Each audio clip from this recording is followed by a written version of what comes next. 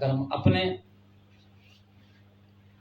دور کی بات، جو آپ کے بھی عمریں ہیں اس دور کی اگر ہم چلے جائیں تو اس وقت جو تھا وہ بڑے جو ہوتے تھے وہ ذہن سازی کرتے تھے رمضان کے لیے کہ رمضان شریف آ رہا ہے، رمضان شریف آ رہا ہے، رمضان میں اللہ کی بڑی رحمتیں ہوتی ہیں، برکتیں ہوتی ہیں، یہ ہوتا ہے وہ ہوتا ہے، سحری ہوگی افطاری ہوگی وغیرہ.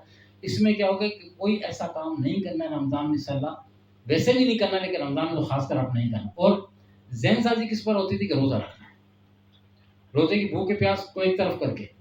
کیوں کہ جو اللہ کی رضا کے لیے جو بات ہم دیکھتے ہیں نا پریکٹیکلی آپ دیکھتے ہیں، جو بندہ روزہ رکھ لیتا ہے اللہ اسے صبر دے دیتا ہے.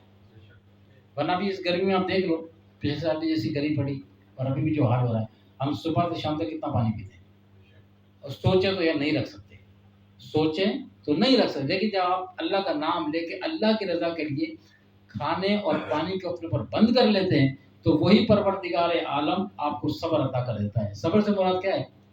آپ رک جاتے ہیں، آپ رک جاتے ہیں. رکنے سے مراد کیا ہے؟